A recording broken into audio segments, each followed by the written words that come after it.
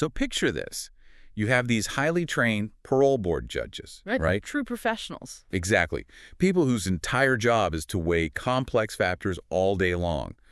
But researchers found this just glaring pattern. The single biggest factor in granting a prisoner parole wasn't their crime, and it wasn't their behavior in prison. Yeah, it was literally just the time of day. The time of day. If a case came up first thing in the morning, the approval rate was, I think, around 65%. But if that exact same case came up right before the judge's lunch break, It drops to nearly zero. 0%. Why? Because the human brain's processing power is actually a trap if you don't know how to manage it. The judges just defaulted to the safest option, leaving things as they were, because their brains were completely out of gas. They hit a biological limit. They were just, experiencing severe decision fatigue. And if you are obsessed with the why behind human behavior, well, you are in the right place. Hit subscribe and turn on that bell to join us. We drop deep dives like this every week to help you outsmart the average.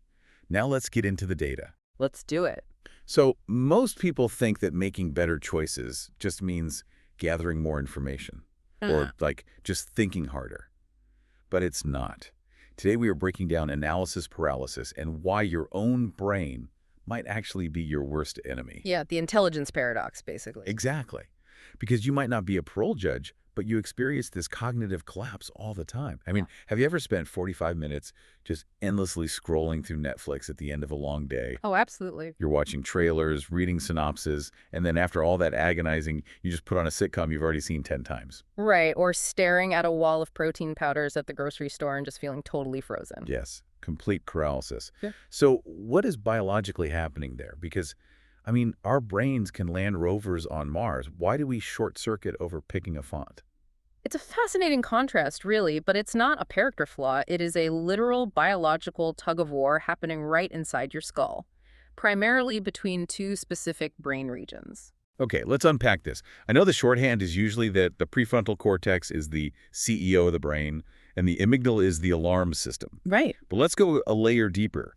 What is actually happening neurologically when I'm standing in that aisle staring at 50 different whey proteins? Okay, so let's look at the prefrontal cortex first. This is the CEO sitting right behind your forehead. Its whole job is executive function. So it's highly rational. Very rational. It runs cost-benefit analyses, predicts the future, weighs data. So when you look at the protein powder, it starts comparing sugar content, price per ounce. Amino acid profiles, all that stuff. Exactly. It's doing its job perfectly. But the catch is, the prefrontal cortex is incredibly slow, and it requires a massive amount of energy to run. Right. And while the CEO is carefully running spreadsheets, the other system wakes up. Yes, the amygdala. Your ancient almond-shaped alarm system, its primary job is threat detection, survival. So it's basically scanning for tigers in the bushes. Precisely. And when it senses that you are lingering too long on a decision, when it senses uncertainty, it interprets that as a literal survival threat. Wait, really? So it doesn't distinguish between, I don't know what's for dinner, and I might get eaten by a bear? To the amygdala, uncertainty is vulnerability, period.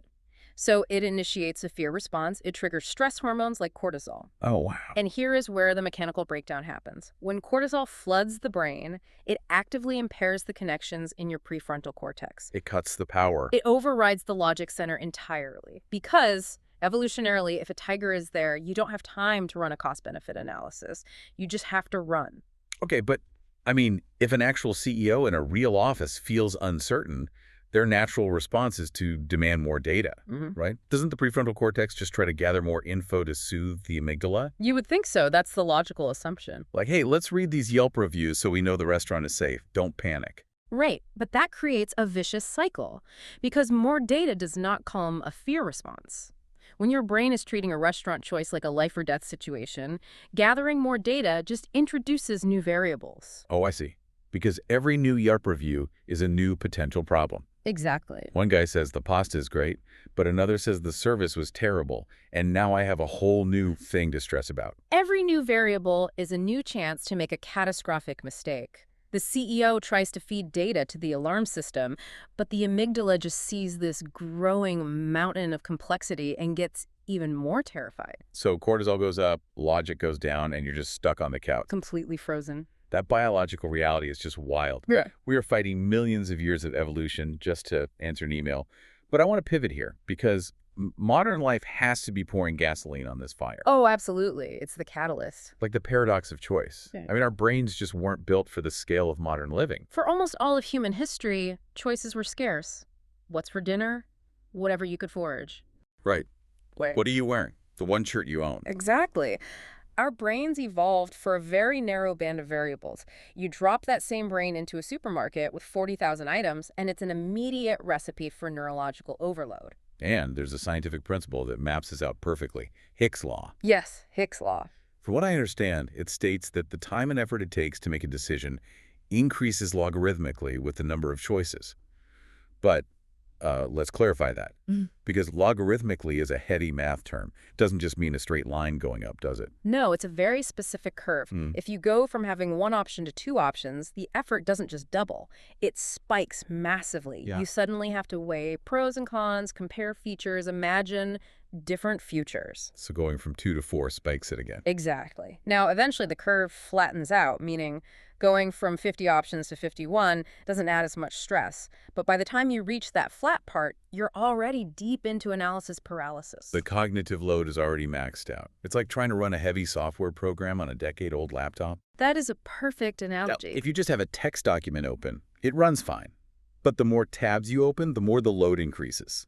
Eventually, the fan starts screaming, you get the little loading beach ball, and the whole system crashes. And that system crash isn't just a metaphor. Making decisions is a literal metabolic event. Wait, you're saying thinking actually burns physical calories, like a workout? It absolutely does. The brain is only about 2% of your body weight, but it uses roughly 20% of your energy. That is insane. When your prefrontal cortex is working hard, it is actively burning through glucose. Every time you weigh an option, you are draining the physical battery. So decision fatigue is a literal depletion of fuel. Yes, and this is the exact biological mechanism that high performers are trying to outsmart. Think about Steve Jobs and his iconic black turtleneck every single day, or Mark Zuckerberg's gray t-shirt. People usually just think that's like a quirky billionaire fashion statement. It has nothing to do with fashion. It's a highly calculated protective measure. They understand the metabolic cost of Hicks' law. By eliminating the choice of what to wear, they intentionally preserve their finite CEO brain energy. They're refusing to burn glucose on a low-stakes choice. Exactly. So they're fully charged for the massive decisions later. That completely reframes it. They're biologically budgeting. They're deleting an app so the laptop runs faster. They completely bypass the amygdala's loop by just removing the choice. Okay, knowing this is incredibly validating, Yeah. I feel a little less crazy about staring at a menu for 20 minutes now. My brain is literally just trying to ration glucose. But we can't all be billionaires wearing the same shirt every day. Right. We still have to navigate life. So how do we unfreeze? How do we stop the amygdala from panicking in the first place? We need a protocol. We do. And the key is to implement rigid systems that operate outside of your emotional state. You create rules your brain defaults to. Okay, let's get into the Insight Lab protocol here. Our sources highlight 3 specific tools. Tool number 1 is the 2-minute rule. Yes. The 2-minute rule is your frontline defense. The premise is simple. If a decision or an action takes less than 2 minutes to execute, you do not analyze it. You just do it immediately. Hold on, I got to push back on this. Because if I get an email asking me to run a massive committee for 6 months, I could reply yes in under 2 minutes. But that quick execution just bypassed my logic center for a huge commitment. Isn't that dangerous? That is a crucial distinction. The rule applies to the execution of the task, not the strategic commitment. Okay. If the email asks for a 6-month commitment, the task isn't replying. The task is the 6 months of work. That requires analysis. But if the email just says, hey, can you send me that PDF? That takes 30 seconds. Do it instantly. So by moving straight into execution on small tasks, you slip right past the amygdala. Exactly. It doesn't even have time to register a threat. You use speed to avoid the alarm. I love that. Okay, but what about choices that take a little more thought, like choosing a place for dinner? That leads to tool number 2, the reversible versus irreversible framework. When faced with a choice, first ask yourself, is this easily reversible? So a haircut is reversible, it grows back. Dinner is reversible. Right. For highly reversible decisions, you must artificially cap your data gathering phase. You restrict your decision time to a maximum of 60 seconds. 60 seconds. That feels really fast for picking a movie. It's supposed to feel uncomfortable at first. You are forcing the prefrontal cortex to cut its analysis short. It stops the influx of new variables that feed the fear response. It stops the vicious cycle. Precisely. Now, if a decision is irreversible, like buying a house, take the timer off. Let the CEO do the deep analysis. The problem is we treat picking a sushi place with the same weight as a mortgage application. We really do. Okay, tool number 3. Because even with a 60-second timer, a huge wall of options can still cause a crash. Tool 3 combats Hicks' law directly. The rule of 3. When you face a sea of options, immediately filter it down to a maximum of 3 choices and ruthlessly discard the rest. Why specifically 3? It's the absolute sweet spot for human working memory.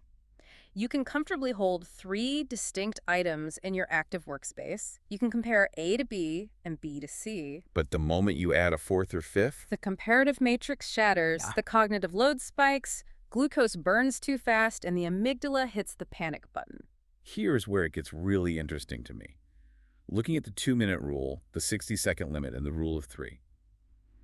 You are basically outsourcing the heavy lifting to a rigid system. You really are. Your brain's CEO doesn't even have to clock in for the minor stuff. You don't have to decide how to decide anymore. The system dictates it, so the amygdala stays quiet. It's a very sharp way to summarize it. You build a safe container for your mind. So to wrap this up, what's the biggest takeaway for the listener today? The most vital thing to remember is that your brain is not broken when you experience analysis paralysis. It is functioning exactly as it evolved to. It's just trying to protect you from making a mistake in a world that's way too complex. But the irony is, by trying to protect us from the wrong choice, it prevents us from making any choice at all. Perfectionism is the ultimate enemy of progress. A good enough decision executed today is vastly superior to a perfect decision you agonize over for a month. Absolutely. So look at your life right now. Where do you feel the most stuck? Where is your brain's fan spinning out of control? Ask yourself honestly, are you treating a completely reversible decision as if it is permanent? Elevating low-stakes choices to high-stakes anxiety is the trap. It really is. So your challenge this week is to take back control of your cognitive load. Give the rule of 3 a try. But listen, if you realized your decision-making is a trap, you are only halfway there. Because the way you sleep actually determines if you can use that CEO brain power at all. Watch our breakdown on the billionaire sleep myth right here to complete the puzzle.